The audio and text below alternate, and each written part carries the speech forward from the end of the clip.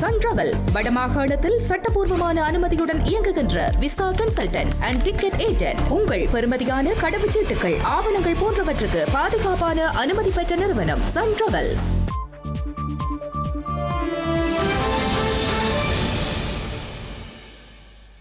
வணக்கம். இது ஐபிசி தமிழின் இரவு நேர பிரதான செய்திகள். முதலில் தலைப்புச் செய்திகள்.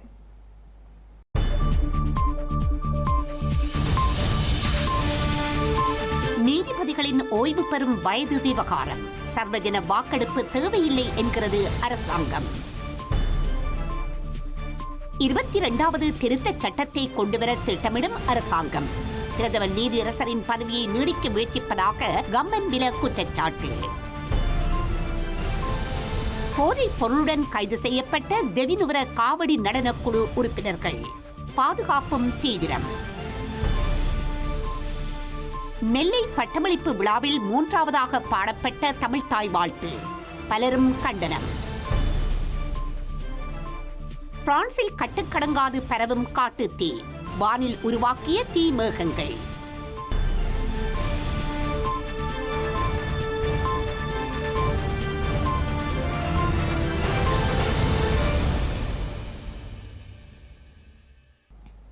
தொடர்பென விரிவான செய்திகள்.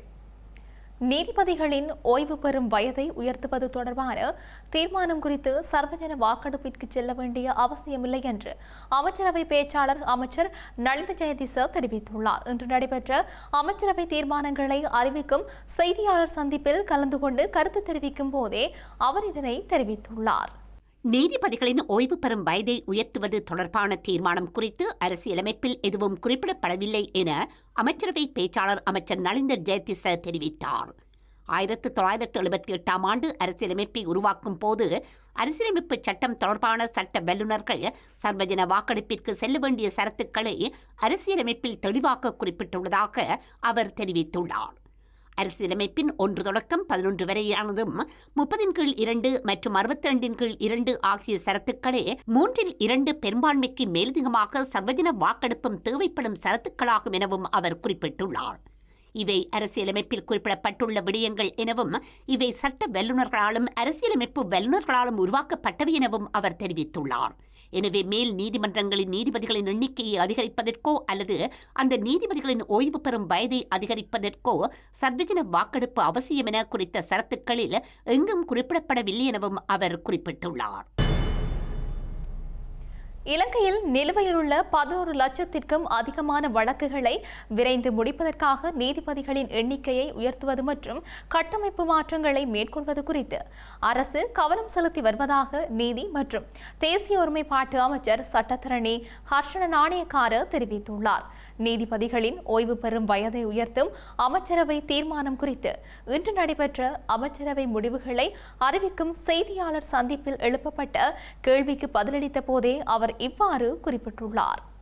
இலங்கை நீதிமன்றங்களில் தற்சமயம் சுமார் 11 லட்சம் வழக்குகள் நிலுவையில் உள்ளதாகவும் வழக்கு விசாரணைகளை விரைவுபடுத்துவதற்காக நீதிபதிகளின் எண்ணிக்கையை அதிகரிப்பது உள்ளிட்ட பல கட்டமைப்பு மாற்றங்கள் முன்னெடுக்கப்பட்டு வருவதாகவும் நீதி மற்றும் தேசிய ஒருமைப்பாட்டு அமைச்சர் சட்டத்தரணி ஹர்ஷன நாணயக்கார தெரிவித்துள்ளார்.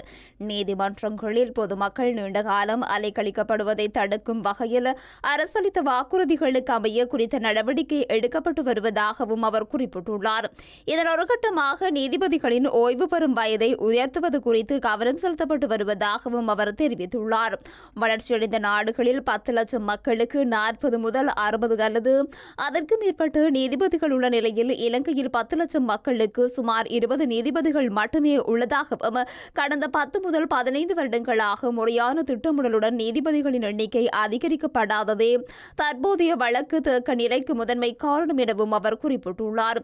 வழக்கு தாமதங்களுக்கு காரணமான அரசு பகுப்பாய்வாளர் திணைக்களம் மற்றும் சட்டமா அதிபர் திணைக்களம் ஆகியவற்றில் காணப்படும் நிர்வாக பிரச்சினைகளை தீர்த்து அவற்றின் செயற்பாடுகளை விரைவுபடுத்த நடவடிக்கை எடுக்கப்பட்டு வருவதாகவும் அதே நேரம் நீதி அமைச்சு மற்றும் நீதிமன்றங்களுக்கான புதிய ஊழியர்களை நியமிக்கும் பணிகள் தற்போது தீவிரமாக நடைபெற்று வருவதாகவும் அவர் குறிப்பிட்டுள்ளார். ஸ்ரீலங்கா பிரதம நீதியரசரின் பதவிக்காலத்தை நீடிக்கும் உள்நோக்கத்துடன் அனைத்து நீதியரசர்களின் பதவிக்காலத்தையும் நீடிக்கும் வகையில் அரசமைப்பின் 22வது திருத்தத்தை கொண்டுவர தேசிய மக்கள் சக்தி அரசாங்கம் திட்டமிட்டுள்ளதாக பிவுதிரிஹெல உரிமைய கட்சியின் தலைவரும் முன்னாள் அமைச்சருமான உதய கம்மன்பில தெரிவித்துள்ளார். பிரதம நீதியரசர் பிரீத்தி பத்மன் சூரசேன எதிர்வரும் டிசம்பர் மாதத்துடன் சேவையிலிருந்து ஓய்வு பெறவுள்ள நிலையில் ஆரம்பத்தில் அவரது சேவை காலத்தை நீடிக்க முயன்ற அரசு எதிர்ப்புகள் எழுந்ததைத் தொடர்ந்து உயர் நீதிமன்ற மற்றும் மேன்முறையீட்டு நீதிமன்ற நீதியரசர்கள் உட்பட சகல நீதிபதிகளின் பதவி காலத்தையும் நீடிக்க உத்தேசித்துள்ளதாக உதய கமன்பில தெரிவித்துள்ளார். இதன் ஊடாக பிரதம நீதியரசர் என்ற தனி நபரை இலக்காக கொண்டே 22வது திருத்தச் சட்டம் கொண்டுவரப்படவுள்ளதாக கூறினார். அரசிடம் குறுகிய நோக்கங்கள் இல்லாவிடின் பிரதம நீதியரசர் ஓய்வு பெற்றதன் பின்னர் இந்த திருத்தத்தை கொண்டு வந்திருக்க முடியும் என்றும் இந்த திருத்தத்தால் உயர் நீதிமன்ற நீதியரசர்கள் அனைவரும் பயனாளிகளாக மாறுவதால் இந்த சட்ட மூலத்தை உயர் நீதிமன்றத்தில் சவாலுக்குட்படுத்த முடியாதென்றும் கூறினார். எனவே இது தொடர்பில் மக்களின் அபிப்பிராயத்தை கோருவதற்கு ஜனாதிபதி உடனடியாக சர்வஜன வாக்கெடுப்பை நடத்த வேண்டும் என்றும் குறிப்பிட்டுள்ளார். இலங்கையில் இடம்பெற்ற உயிர்த்த ஞாயிறு பயங்கரவாத தாக்குதல் தொடர்பில் அரசு புலனாய்வு சேவையின் முன்னாள் பிரதானி சுரேசலே தாக்கல் செய்த மனுவை மேலதிக பரிசீலனைக்காக வரும் ஆகஸ்ட் 25ஆம் தேதிக்கு ஒத்திவைத்து மேன்முறையீட்டு நீதிமன்றம் உத்தரவிட்டுள்ளது. குறித்த மனு மீதான விசாரணை இன்று நீதிமன்ற விசாரணைக்கு எடுத்துக் கொள்ளப்பட்ட போதே குறித்த உத்தரவு பிறப்பிக்கப்பட்டுள்ளது. உயிர்த்த ஞாயிறு பயங்கரவாத தாக்குதல் சம்பவம் தொடர்பான விசாரணைகளுக்கமைய பயங்கரவாத தடை சட்டத்தின் கீழ் தம்மை கைது செய்து தடுத்து வைத்துள்ளமையை சவாலுக்குட்படுத்தி அரச புலனாய்வு சேவையின் முன்னாள் பிரதானி சுரேசலே தாக்கல் செய்த மனுவை மேலதிக பரிசீலனைக்காக ஆகஸ்ட் மாதம் 25ஆம் தேதி அழைக்குமாறு மேன்முறையீட்டு நீதிமன்றம் உத்தரவிட்டுள்ளது. குறித்த மனு இன்று மேன்முறையீட்டு நீதிமன்றத்தின் தலைமை நீதிபதி ரோஹந்த அபேசூரிய மற்றும் பிரியந்த பெர்னாண்டோ ஆகியோரை கொண்ட மேன்முறையீட்டு நீதிமன்ற நீதியரசர்கள் குழாம் முன்னிலையில் அழைக்கப்பட்ட போதே இந்த உத்தரவு பிறப்பிக்கப்பட்டது. இதன்போது மேலதிக சமர்ப்பணங்களை உறுதிப்படுத்துவதற்காக குறித்த மனுவை ஆகஸ்ட் மாதம் 25ஆம் தேதி அழைக்குமாறு நீதிபதிகள் குழாம் உத்தரவிட்டுள்ளது. அன்றைய தினம் மனு தொடர்பான மேலதிக சமர்ப்பணங்கள் சமர்ப்பிக்கப்பட உள்ளன. ஒழுங்கமைக்கப்பட்ட குற்றவாளியான ஹரகாட்டாவிடமிருந்து லஞ்சம் பெற்ற குற்றச்சாட்டில் கைது செய்யப்பட்ட ஸ்ரீலங்கா முன்னாள் நீதி அமைச்சர் விஜயதாச ராஜபக்சவின் மகனான சட்டத்தரணி ரஹித ராஜபக்ச ஐக்கிய மக்கள் சக்தியின் ஹொரணை தொகுதியின் முன்னாள் அமைப்பாளராக செயற்பட்ட சரித் அபேசிங்க மற்றும் குடிசார் விமான போக்குவரத்து அதிகார சபையின் முன்னாள் பணிப்பாளர்களுள் ஒருவரான அருண ஹென்னதியே ஆகிய மூவரும் பிணையில் விடுதலை செய்யப்பட்டுள்ளனர். ஒழுங்கமைக்கப்பட்ட குற்றவாளியான ஹரக்கட்டா என்பவரிடமிருந்து லஞ்சம் பெற்ற குற்றச்சாட்டில் ரஹித ராஜபக்ச மற்றும் சரித் அபேசிங்க உள்ளிட்ட மூவர் லஞ்சம் மற்றும் ஊழல் ஒழிப்பு ஆணைக்குழுவினால் கடந்த ஜூன் மாதம் 25ஆம் தேதி கைது செய்யப்பட்டிருந்தனர். கைது செய்யப்பட்ட அவர்கள் தொடர்ந்து விளக்கமறியலில் வைக்கப்பட்டிருந்த நிலையில் கடந்த வழக்கு விசாரணையின் போது சந்தேக நபர்களின் சட்டத்தரணிகளால் பிணை கோரிக்கை முன்வைக்கப்பட்டிருந்தது. இதற்கமைய இன்றைய தினம் பிணை உத்தரவை அறிவித்த கொழும்பு பிரதான நீதவான் அசங்க எஸ் போத்ரகம சந்தேக நபர்கள் ஒவ்வொருவரையும் தலா 1 லட்சம் ரூபாய் ரொக்க பிணையிலும் தலா 10 லட்சம் ரூபாய் பெறுமதியான 2 சரீர பிணைகளிலும் செல்ல உத்தரவிட்டார். சரீர பிணையாளர்கள் பிணையின் பெறுமதியை உறுதிப்படுத்தும் வகையிலான வருமானம் அல்லது சொத்துக்கள் உள்ளமையை உறுதிப்படுத்தும் சான்றிதழ்களை நீதிமன்றத்தில் சமர்ப்பிக்க வேண்டும் என்றும் நீதவான் உத்தரவிட்டார். அத்துடன் சந்தேக நபர்கள் வெளிநாடுகளுக்கு பயணம் செய்வதற்கும் தடை விதிக்கப்பட்டதுடன் அவர்களின் கடவுச்சீட்டுக்களை நீதிமன்றத்தில் ஒப்படைக்க வேண்டும் என்றும் உத்தரவிடப்பட்டது. இதனையடுத்து விசாரணைகளின் முன்னேற்றத்தை டிசம்பர் மாதம் 8ஆம் தேதி நீதிமன்றத்தில் சமர்ப்பிக்குமாறு நீதவான் லஞ்ச ஊழல் ஒழிப்பு ஆணைக்குழுவிற்கு உத்தரவிட்டார். இலங்கையின் பல்வேறு பகுதிகளில் அமைந்துள்ளதும் தற்போதைய ஜனாதிபதியின் பயன்பாட்டில் இல்லாததுமான பல ஜனாதிபதி மாளிகைகளை சுற்றுலாத்துறையின் முதலீட்டு திட்டங்களுக்காக நீண்டகால குத்தகை அடிப்படையில் வழங்குவதற்கு அமைச்சரவை அங்கீகாரம் அளித்துள்ளது. இந்த மாளிகைகளை பொருளாதார ரீதியாக பலனுள்ள முறையில் பயன்படுத்துவதை நோக்கமாக கொண்டே குறித்த நடவடிக்கை எடுக்கப்பட்டுள்ளது. ஜனாதிபதியின் உத்தியோகபூர்வ கடமைகள் மற்றும் தனிப்பட்ட ஓய்வு நேரங்களுக்காக பராமரிக்கப்பட்டு வரும் ஜனாதிபதி மாளிகைகள் தற்போது ஜனாதிபதி செயலகத்தின் கீழ் நிர்வகிக்கப்பட்டு வருவதோடு அவற்றை பராமரித்தல், பாதுகாப்பு வழங்குதல் மற்றும் ஏனைய செலவுகளுக்காக பெருமளவிலான அரசு பணம் செலவிடப்பட்டு வருகின்றது. மிகவும் உயர் கட்டடக்கலை மற்றும் பொருளாதார மதிப்பை கொண்ட முழுமையான வசதிகள் மற்றும் கவர்ச்சிகரமான நிலப்பரப்புகளை கொண்ட இந்த மாளிகைகளை பொருளாதார ரீதியாக பலனுள்ள முறையில் பயன்படுத்துவதை நோக்கமாக கொண்டே குறித்த நடவடிக்கை எடுக்கப்பட்டுள்ளது. அரசுக்கு சொந்தமான சொகுசு வீடுகள் மற்றும் ஜனாதிபதி மாளிகைகளை பொருளாதார ரீதியாக பலனுள்ள முறையில் பயன்படுத்துவதற்கான வழிமுறையை அறிமுகப்படுத்துவதற்காக நியமிக்கப்பட்ட குழுவின் பரிந்துரைகளின் அடிப்படையில் இந்த யோசனை சமர்ப்பிக்கப்பட்டுள்ளது. இதற்கமைய பெந்தோட்டை, கதிர்காமம், மகியங்கன, எம்பிலிப்பிட்டிய, அனுராதபுரம் ஆகிய பகுதிகளில் அமைந்துள்ள ஜனாதிபதி மாளிகைகளை சுற்றுலா முதலீட்டு திட்டங்களுக்காக முன்மொழிவுகளை கோரி பொருத்தமான முதலீட்டாளர்களுக்கு குத்தகைக்கு வழங்க தீர்மானிக்கப்பட்டுள்ளது. இந்த யோசனை ஜனாதிபதியினால் சமர்ப்பிக்கப்பட்டதுடன் இதற்கு அமைச்சரவையின் அங்கீகாரம் கிடைத்துள்ளது. தெவின்வர உத்பலவர்ண ஸ்ரீ விஷ்ணு மகா தேவாலயத்தின் வருடாந்த பெரஹராவில் கலந்து கொள்ளவுள்ள காவடி நடனக்குழு உறுப்பினர்கள் சிலர் போதைப் பொருட்களுடன் கைது செய்யப்பட்டுள்ளனர். இன்று முற்பகல் மேற்கொள்ளப்பட்ட விசேட தேடுதல் நடவடிக்கையின் போதே இவர்கள் கைது செய்யப்பட்டுள்ளனர்.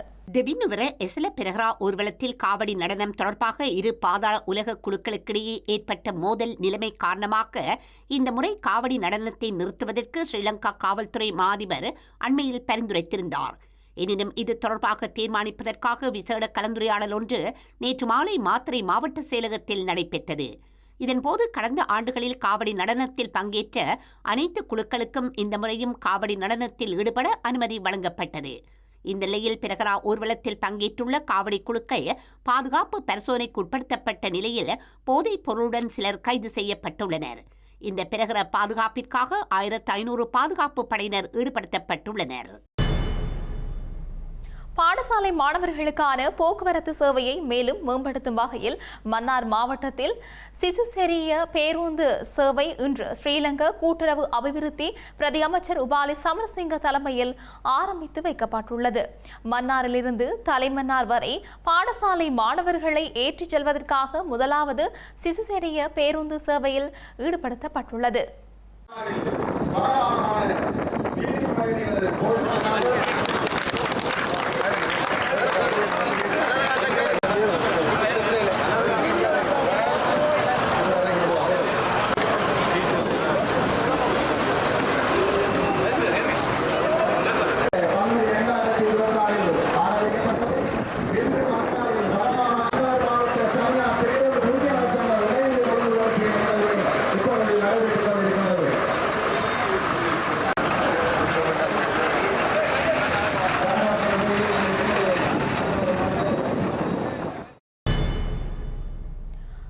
பகுதியில் சட்டவிரோதமான முறையில் முன்னெடுக்கப்பட்டு வந்த பாரிய அளவிலான மாணிக்கக்கல் அகழ்வில் ஈடுபட்ட 25 சந்தேக நபர்கள் கைது செய்யப்பட்டுள்ளனர். கொரோனா கொபவ கவத்த கழுகங்க மோதிர பகுதியில் சட்டவிரோதமான முறையில் முன்னெடுக்கப்பட்டு வந்த பாரிய அளவிலான மாணிக்கக்கல் அகழ்வு மோசடி முறியடிக்கப்பட்டுள்ளது. வலான மத்திய ஊழல் தடுப்பு பிரிவினரால் குறித்த மோசடி முறியடிக்கப்பட்டுள்ளது. இதன்போது 3 மாணிக்கக்கல் வியாபாரிகள் உட்பட 25 சந்தேக நபர்கள் கைது செய்யப்பட்டுள்ளனர். குறித்த முற்றுகையின் போது 11 படகுகள், 5 இயந்திரங்கள் உட்பட மாணிக்கக்கல் அகழ்விற்கு பயன்படுத்தப்பட்ட 7 கோடி ரூபாய் பெறுமதியான உபகரணங்கள் வலான மத்திய ஊழல் தடுப்பு பிரிவினரால் பொறுப்பேற்கப்பட்டுள்ளன. வவுனியா கனகராயன் குளம் குளவிசுட்டான் கிராமத்தில் ஊஞ்சல் தடிமுறிந்து விழுந்ததில் 5 மாத குழந்தையொன்று சம்பவ இடத்திலேயே உயிரிழந்துள்ளதோடு தாயும் காயமடைந்துள்ளார். வவுனியா கனகராயன் குளம் குளவிசுட்டான் கிராமத்தில் நேற்றைய தினம் குறித்த குழந்தை தனது தாயுடன் ஊஞ்சலில் அமர்ந்திருந்த போது எதிர்பாராத விதமாக ஊஞ்சல் தடி சரிந்து விழுந்துள்ளது. இதில் படுகாயமடைந்த 5 மாத குழந்தை சம்பவ இடத்திலேயே உயிரிழந்துள்ளதுடன் குழந்தையின் தாய் சிறு காயங்களுக்குள்ளாகியுள்ளார். உயிரிழந்த குழந்தையின் சடலம் உடற்கூற்று பரிசோதனைக்காக வவுனியா மாவட்ட பொது வைத்தியசாலையில் வைக்கப்பட்டுள்ளதுடன் கனகராயன் குளம் காவல்துறையினர் மேலதிக விசாரணைகளை மேற்கொண்டு வருகின்றனர்.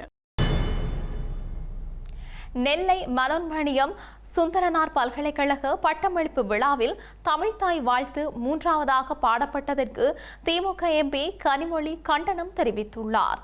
நெல்லை மனோன்மணியம் சுந்தரனார் பல்கலைக்கழக பட்டமளிப்பு விழாவில் ஆளுநர் பங்கேற்பதால் ஏற்கனவே அறிவித்தபடி தமிழ்தாய் வாழ்த்து 3வதாகத்தான் பாடப்படும் என்று பல்கலைக்கழக நிர்வாகத்தால் தெரிவிக்கப்பட்டிருந்தது. இதற்கு பல்வேறு அரசியல் கட்சியினரும் கடும் எதிர்ப்பு தெரிவித்தனர். இந்நிலையில் தமிழக அரசும் இதற்கு கடும் கண்டனங்களை தெரிவித்த நிலையில் தமிழ்தாய் வாழ்த்து 3வது இடத்திற்கு தள்ளப்பட்டதை கண்டிக்கும் விதமாக உயர்கல்வித்துறை அமைச்சர் விஸ்வநாதன் இந்த பட்டமளிப்பு விழாவில் பங்கேற்காமல் புறக்கணித்தார். அதன் தொடர்ச்சியாக நாடாளுமன்ற உறுப்பினர் ராபர்ட் புரூஸ், சட்டமன்ற உறுப்பினர்களான RS முருகன், திமு ராஜேந்திரன் உள்ளிட்டவர்களும் விழாவை புறக்கணித்தனர். இந்நிலையில் தமிழ்தாய் வாழ்த்து பாடப்பட்டதற்கு திமுக நாடாளுமன்ற உறுப்பினர் கனிமொழி கண்டனம் தெரிவித்துள்ளார். இது தொடர்பாக அவர் தனது எக்ஸ் தள பதிவில் பதிவொன்றை இட்டு கண்டனம் வெளியிட்டுள்ளார். பிரான்சில் காட்டுத்தீ மிகவும் தீவிரமாக பரவியுள்ள நிலையில் 2ஆம் உலக போருக்கு பிறகு பிரான்ஸ் மிக கடுமையான தீப்பரவலுடன் போராடி வருவதாக அரசு தலைவர் இமானுவேல் மேக்ரான் குறிப்பிட்டுள்ளார். இந்த காட்டுத்தீ காரணமாக பெரும் தீ மேகங்களை வானில் உருவாகியுள்ளது. இவ்வாறான ஒரு நிலை இதற்கு முன்பு ஏற்படவில்லை என்று அதிகாரிகள் குறிப்பிட்டுள்ளனர். நேற்று தீப்பரவல் தீவிரமாக உள்ள ஜிரோன் மாகாணத்திற்கு நேரடியாக சென்ற அரசு தலைவர் இமானுவேல் மேக்ரான் தீயணைப்பு மற்றும் மீட்பு நடவடிக்கைகள் மையத்தில் இடம்பெற்ற ஆய்வுக் கூட்டத்தில் பங்கேற்ற பின்னர் 2ஆம் உலகப் போருக்கு பின்னர் பிரான்ஸ் மிக கடுமையான தீப்பரவலுடன் போராடி வருவதாக எச்சரித்தார். லாண்டஸ் பிராந்தியத்தில் உள்ள பிஸ்கரோஸ் அருகே வியாழக்கிழமை ஏற்பட்ட தீ தற்போது கட்டுக்குள் கொண்டுவரப்பட்டுள்ளதாகவும் அவர் நேற்று அறிவித்தார். லாண்டஸ் பிராந்தியத்தில் தீ கட்டுக்குள் கொண்டுவரப்பட்டுள்ளமை ஒரு நல்ல செய்தி என்றாலும் மிகவும் கவனமாக இருக்க வேண்டிய நிலைமை உள்ளதாகவும் குறிப்பிட்டார். லாண்டஸ் பிராந்தியத்தில் ஏற்பட்ட காட்டுத் தீ 3600 ஹெக்டேர் பரப்பளவை எரித்து 198 கட்டிடங்களை அழித்தது. வெளியேற்றப்பட்ட 30,000 குடியிருப்பாளர்களில் சுமார் 8,000 பேர் வீடு திரும்ப அனுமதிக்கப்பட்டுள்ளனர். எனினும் போர்டோ மற்றும் ஸ்பெயினின் மேட்ரிட் நகரங்களுக்கு அருகில் தீயணைப்பு வீரர்கள் காட்டுத் தீயை எதிர்த்து போராடி வரும் நிலையில் பிரான்சில் தீயணைப்பு மற்றும் மீட்பு மையத்தின் தன்னார்வ தீயணைப்பு வீரர் ஒருவர் பணியின் போது உயிரிழந்துள்ளார். தீயணைப்பு வீரர்கள் காட்டுத் தீயை அணைக்கும் பணியில் ஈடுபட்டிருந்த போது ஒரு தீயணைப்பு வாகனம் சாலையிலிருந்து விலகிச் சென்று விபத்தில் சிக்கியதில் இந்த பலி இடம்பெற்றுள்ளது. செய்திகள் நிறைவாக மீண்டும் தலைப்புச் செய்திகள்.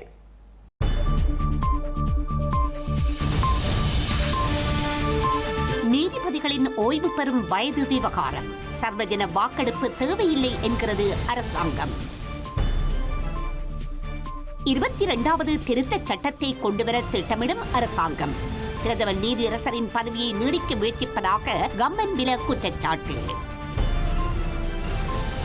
போதைப் பொருளுடன் கைது செய்யப்பட்ட தெவினுவர காவடி நடனக்குழு உறுப்பினர்கள் பாதுகாப்பும் தீவிரம். நெல்லை பட்டமளிப்பு விழாவில் 3ஆவதாக பாடப்பட்ட தமிழ்த்தாய் வாழ்த்து பலரும் கண்டனம்.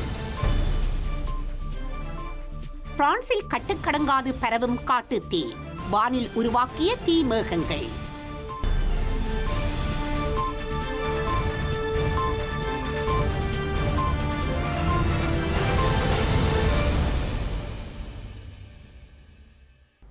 இத்துடன் ஐபிசி தமிழின் இரவு நேர பிரதான செய்திகள் நிறைவு பெற்றன. உடனுக்குடன் செய்திகளை அறிந்து கொள்ள ibctamil.com என்ற எமது இணையதளத்தை பார்வையிடுங்கள். வணக்கம்.